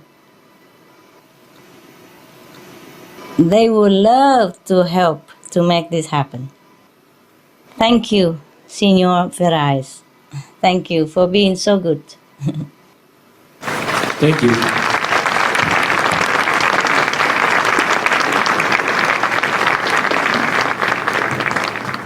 The second question. You asked such intelligent and really practical question. I understand your concern about making the switch toward other forms of energy and away from oil. Senor Ferraz, it may relieve you to hear that we don't have to do this right away. Because the oil industry is not the biggest of our planetary problems. Scientists have pointed out most recently that global warming does not arise primarily from oil-based technologies. Not cars, not planes, not trains, not ships, not even coal power plants. But the livestock that you mentioned in the first part of your question, that is the number one source of global warming worldwide. And methane is the primary greenhouse gas generated by livestock. One study in Mexico found that livestock was responsible for 97% of the country's agricultural methane. So I repeat, the number one source of global warming is from our consumption, killing of all the cows, pigs, chickens, sheep, eggs, dairy. This, along with the killing of billions of beautiful fish for food, is what causes the most climate-related trouble for our planet. Researchers in the US came up with a simple comparison. According to calculations they performed, they concluded that eating a vegan diet for a year is more effective at cooling the planet than driving a hybrid vehicle for the same period of time. So we can see that putting down the meat is more important than foregoing gas-powered car. Another good news about this simple dietary solution is that methane as a greenhouse gas also dissipates quickly from the atmosphere. In fact, methane is now estimated to be 100 times more heat-trapping than carbon dioxide, but this gas also disappears out of the atmosphere in around 12 years or less, while CO2 can remain for thousands of years. So eliminating livestock production as this major source of methane is thus one of the fastest ways to cool our planet. This doesn't mean we forget about the problem of the oil industry. It's just a slight shift of focus to address the most urgent situation first. Once we have done that, then we can continue to develop green alternatives to things like oil. But first, to get a sense of the lethal impact that livestock raising has on our world, let's take a look at a few of the details. Some of the global warming effects that we hear about are a continued rise in the Earth's atmospheric temperature, warming of the ocean, along with acidification, more frequent and stronger storms, prolonged droughts, and intensified heat waves, soil desertification, plant and animal extinctions, and even melting of permafrost, which could trigger massive releases of more methane gas. And that would be catastrophic beyond an unthinkable scale. Mexico and your neighboring nations have already suffered from some of these effects. Besides the drought that has stricken parts of Mexico for over a decade now, other countries like Guatemala have been facing extreme shortages with over 550 fatalities and more than 400,000 families who have been in need of food and water assistance. In Ecuador, officials have started rotating electricity outages due to low water levels in the nation's hydroelectric dams. Venezuela is also beginning to ration out water as she suffers from the worst drought since 1947, with June and October 2009 being the driest months in over 100 years. How is livestock production connected to these damaging effects, you will ask? There are so many ways that I'm sure I don't have enough time to tell all of them. But we can list the activities that are associated with meat production that are causing some of the biggest problems for us. These include deforestation, soil erosion and desertification, excessive use of precious resources, land and water waste and pollution, and animal, plant and human disease or disappearance. Now, to highlight, let's zoom in on two of these problems and how they are affecting your country and the countries in the region. Now, 1. Deforestation. In Brazil, 90% of the land deforested since 1970 has gone toward livestock pasture or feed. And in the southern part of Mexico, tropical forests that once covered almost half of the state of Tabasco have been reduced to less than 10% their original size. At the same time, Senor Ferraz, pasture land for livestock has increased to 60% of the state's total area. I repeat, pasture land for livestock has increased to 60% of the total of your state area, with scientists reporting similar conditions in other parts of the nation. In countries like Brazil, Argentina, and now Paraguay, more and more forests are felled for both livestock and soy crops. Argentina has lost 70% of her original forest. Imagine, 70% of Argentina forest has disappeared due to livestock. Now in Paraguay, the widespread planting of genetically modified soy for livestock feed has caused so much devastation to both the people and the environment that several international groups are making a documentary to try to raise the awareness for change.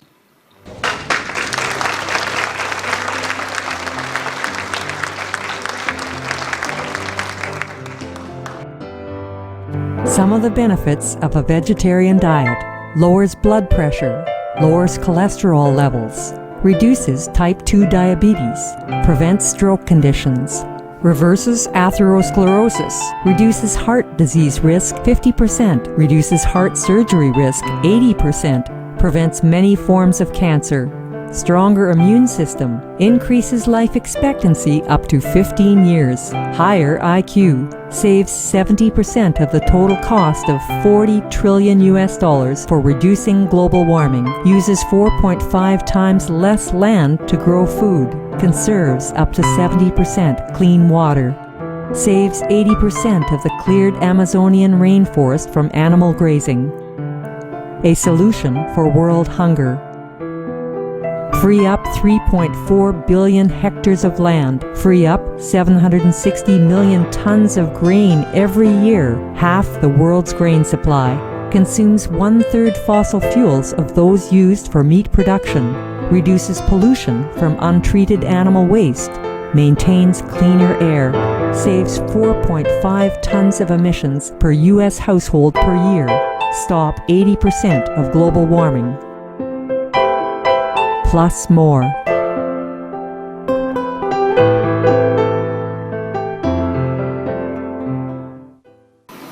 Now, number 2, soil erosion and desertification.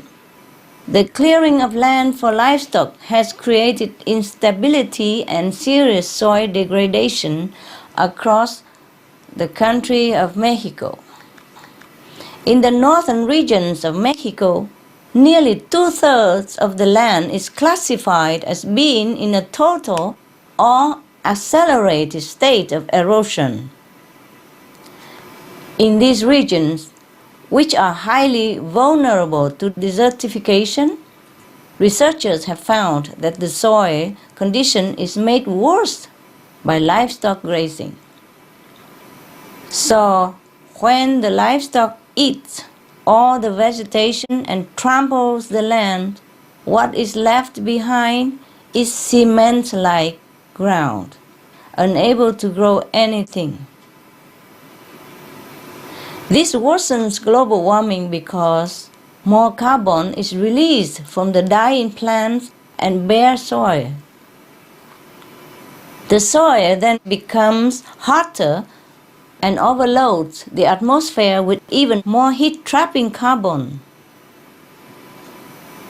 And this is on top of the methane generated by the livestock itself.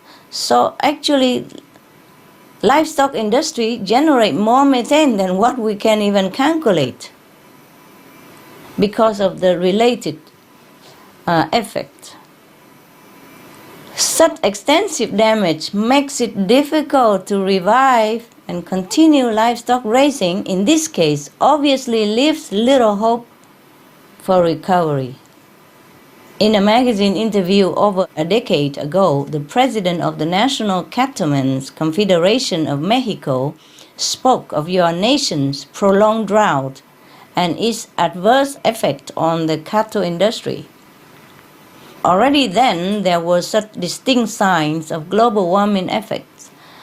But what he did not realize then is that the cattle industry is causing the drought.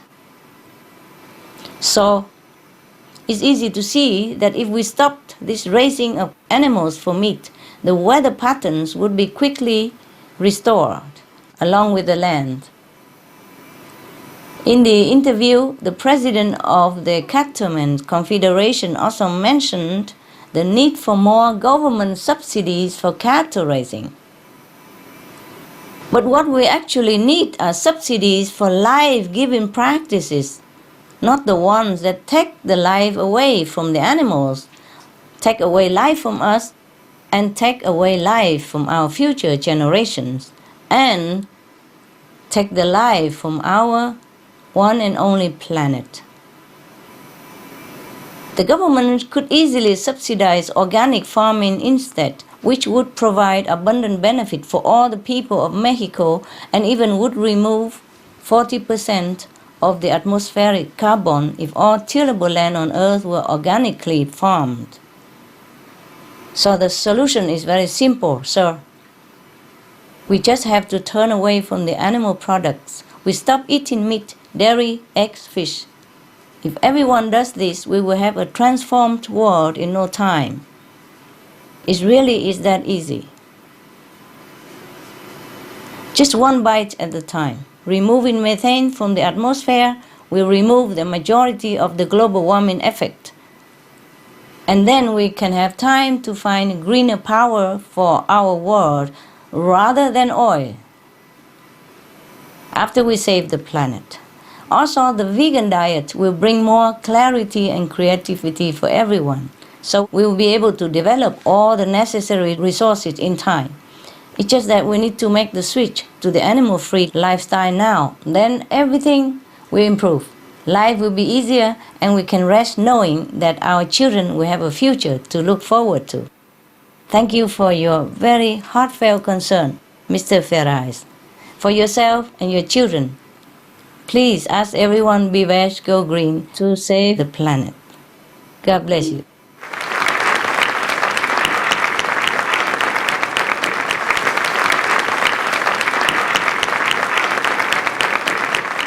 Thank you. Many thanks, Supreme Master Ching Hai, for your most loving answer. Thank you, Honorable Mr. Alonso Dominguez Ferraz, for these important questions. We appreciate you being here. Some of the diseases related to meat consumption and/or production: rabies, anthrax, sleeping sickness, Q fever, norovirus, swine flu, Ebola reston virus. Cured meats and fish increase leukemia risk in children. antibiotic-resistant superbug infections from a strain of Staphylococcus aureus, blue tongue disease, E. coli, salmonella, bird flu, mad cow disease or Creutzfeldt-Jakob disease, 90% of the population at risk, pig's disease or PMWS, listeriosis, shellfish poisoning, preeclampsia, Campylobacter, Clostridium difficile, diseases hidden in healthy appearing livestock, some of the costs of meat eating. Infertility, eating just one serving of meat per day increases the risk of women's infertility by 32%, with additional meat consumption increasing the risk. Heart disease. Over 17 million lives lost globally each year. Cost of cardiovascular disease is at least $1 trillion a year. Cancer. Increased childhood cancers and adult reproductive cancers from hormones in meat. Colon rectal cancer. Over 1 million new colon cancer patients diagnosed each year, more than 600,000 colon cancer-related mortalities annually. In the United States alone, colon cancer treatment costs about $6.5 billion. Millions of people are newly diagnosed with other meat-related cancers every year. Diabetes. 246 million people are affected worldwide. An estimated $174 billion spent each year on treatment in just the United States. Obesity. Worldwide, 1.6 billion adults are overweight, with 400 million more who are obese. Costs $93 billion each year for medical expenses in the United States alone. At least 2.6 million people die annually from problems related to being overweight or obese. Environmental. Uses up to 70% of clean water. Pollutes most of the water bodies. Deforests the lungs of the earth. Uses up to 43% of the world's cereal. Uses up to 85% of the world's soy. Causes world hunger and wars. 80% cause of global warming. Plus more. Some of the costs of milk consumption. Cowpox from milking cows. Bacterial microbes, pesticides and enzymes found in cheese derived from the inner stomach linings of other animals. Up to 80% of the calories in cheese are from pure fat. Breast, prostate and testicular cancer from hormones present in milk. Listeria and Crohn's disease. Hormones and saturated fat leads to osteoporosis, obesity, diabetes and heart disease. Linked to higher incidences of multiple sclerosis, classified as a major allergen, lactose intolerance, plus more. For more urgent information, please visit www.suprememastertv.com/killers. For help quitting, please visit.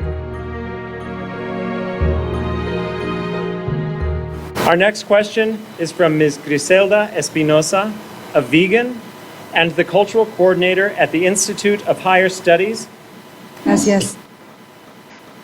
¿Qué programas específicos o acciones rápidas los gobiernos pueden tomar para ayudar a sus países a cambiar a un estilo de vida vegano y orgánico? ¿Y cómo podemos hacer para que las personas hagan una transición más rápida y sin problemas? Hello, Ms. Espinosa. Hola, Master. Your question has a sense of eagerness. I understand, and I also wish that change will happen more quickly, like yesterday already. I'm sure you want the same. Everybody wants the same. But the governments have the power to make this urgent transition to the organic vegan diet. First, they should ban all animal products. Informing people about the facts of animal products, explaining that because it's poisoning their co-citizens and piling up far more cost than any gains economically and environmentally, and because it's eating up our planet. And if the planet goes, we all go. The power of the government also goes. So whatever economic value is seen in the livestock industry will mean nothing. And it has been an illusion anyway, because it costs our planet too much. It costs us too much. We have to save the planet first and immediately. Ban all the animal products and exploitations. Next, the governments can help the agriculture sector transition to being an organic vegan sector to sustain the human population with products they can consume directly instead of give it to the animal. Organic vegan farming is a good solution to the food crisis.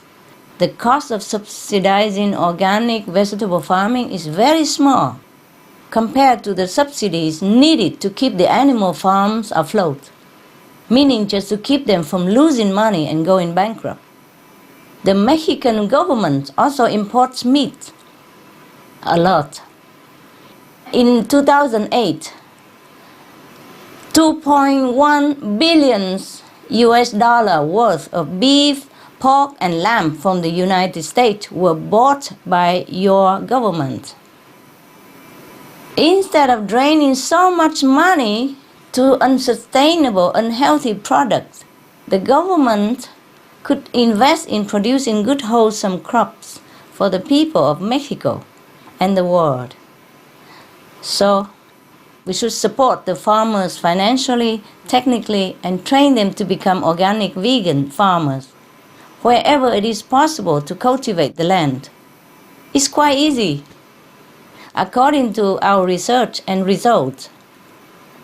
Organic vegan farming is sustainable, healthy, profitable, and in demand right now because people are more aware of healthy diet of organic farming. First, it will help the world be veg easily, thus eliminating more than half of the greenhouse gas emission which is heating up our planet and endanger our lives. And second, the high-quality organic soil will absorb much of the rest of the greenhouse gas emissions, and it will also help to save our planet. Organic vegan farming can save government a lot of money, 80% of it. Imagine all the tax money coming back to us, yes, or going toward building something better. For example, the cost of trying to mitigate a significant portion of the greenhouse gases. It preserves natural forests, biodiversity, and soil quality as well. A study on small farmers in Latin America who switched to organic vegetable farming found that they earn higher revenues than before. And according to respected Dutch scientists, tens of trillions of US dollars can be saved by world governments if all the world becomes vegan. In addition, the governments of the world have the power to make the veg trend an exciting movement for everyone toward a healthier lifestyle.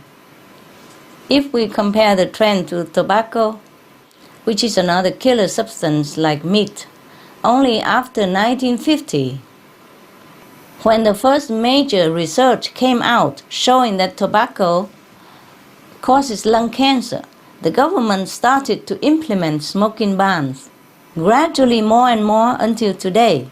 More than 80 countries have some kind of public smoking ban, and bravo Mexico also for expanding to a nationwide smoking ban in 2008.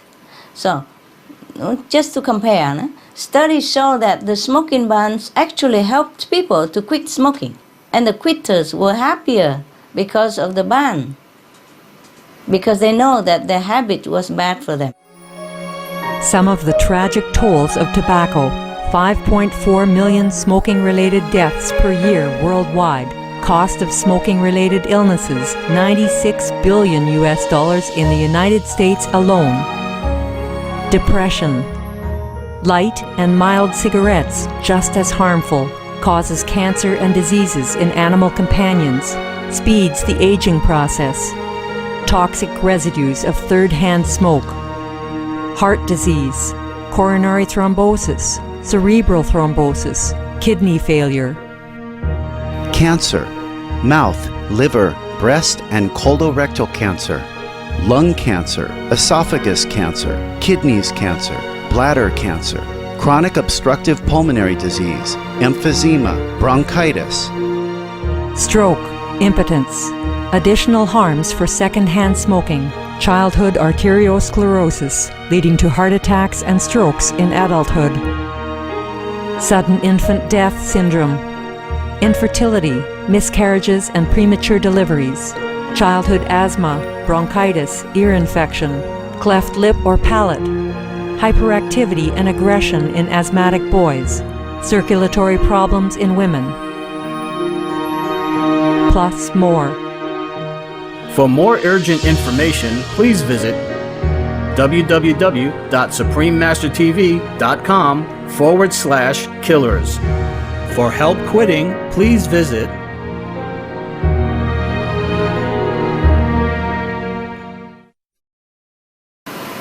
Similarly, a ban on meat, which we all now know from the studies, is a very bad habit which kills us and our children, our loved ones, and is killing our planet.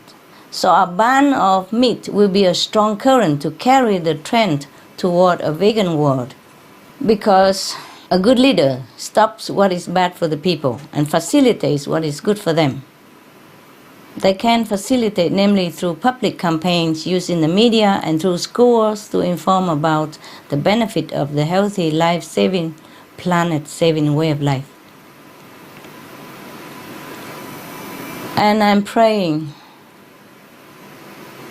to all heavenly beings to help as well to further accelerate the trend that we need by manifesting themselves physically, even just for a short while, because I can't stay long on our very rough atmosphere. But to come for a while, at least everywhere, to come and manifest themselves on our planet, to awaken the leaders, the media, the influential and ordinary citizens alike, so that our planet won't look like Mars in the near future. So prayer, combined with the efforts of citizens and the government and media's powerful support, this formula could bring the fastest and smoothest transition to a stable planet. Thank you, Ms. Espinosa. We shall be patient and meanwhile keep trying your best and pray with me. Thank you for being a part of the vegan trend. Thank you for loving the animals. God bless you and your loved ones.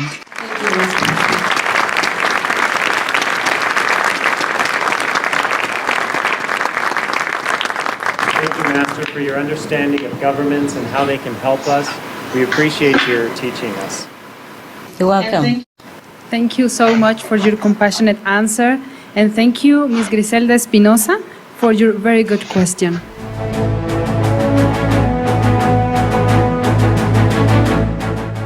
European Parliament supports reducing meat to lower greenhouse gases.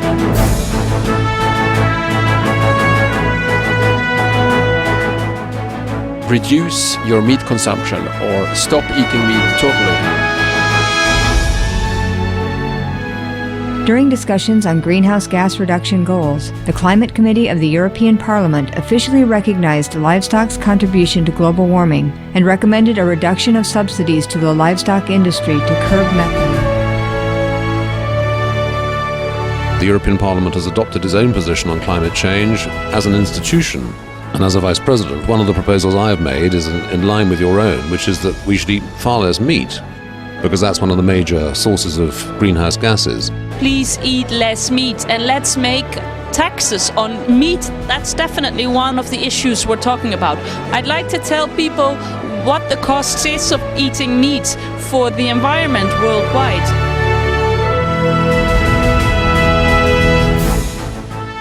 My name is Jens Holm. I'm a member of the European Parliament. Please, be veg, go green to save the planet.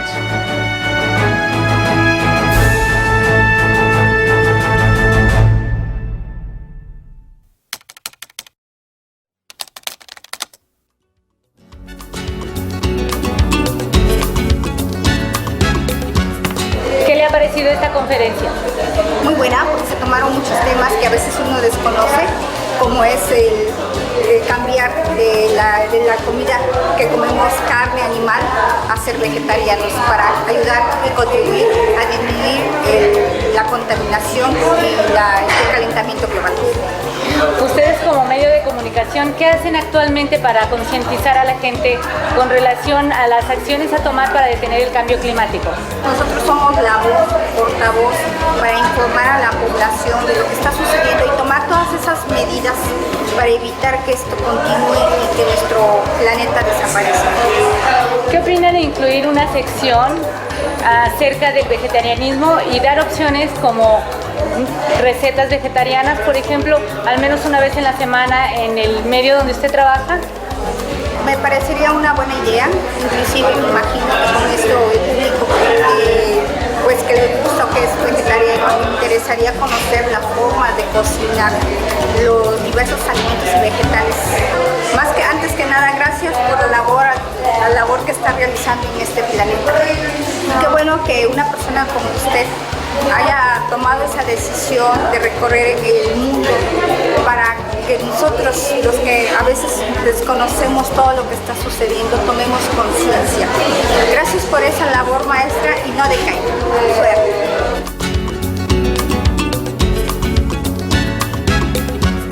Es una maravilla la maestra, la felicito de todo corazón y con esto ya es una experiencia que todos adquirimos ahí escuchándola.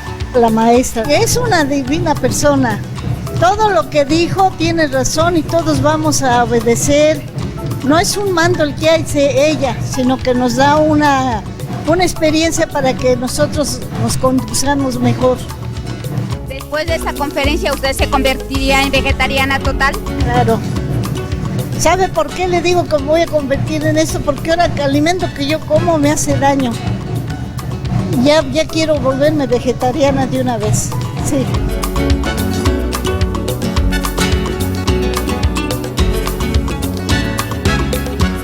Hay gente concientizada y bueno, pues yo creo que gente que se va a tarea para meditar en el hogar con la familia, para tratar de convertir los hábitos de alimentación de manera diferente y sobre todo en el esquema de haber conocido lo que implica el cambio climático, lo que implica el calentamiento global. ¿Qué piensa acerca de la dieta vegetariana? Después de la conferencia, ¿pensaría en volverse vegetariano? Bueno, lo cierto es que yo cada vez consumo mucho menos carne.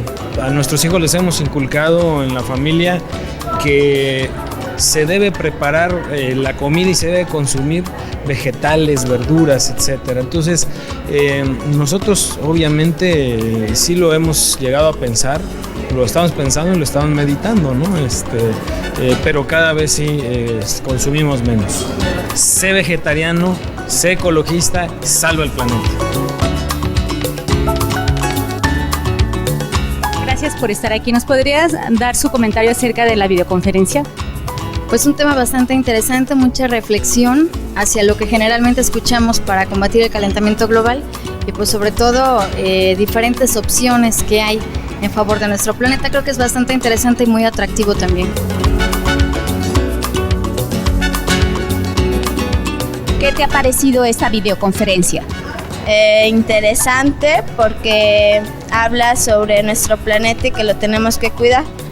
Es algo genial porque nos hablan de los seres vivos. A mí me parece perfecta, ¿no? Porque tenemos que salvar nuestro planeta. ¿Tú te convertirías en vegetariana, Mariana? Sí, porque pues amo a los animales y pues no me gustaría estar en su cuerpo o en su alma cuando los torturan o X cosa. Sé vegetariano, sé ecológico, salva el mundo.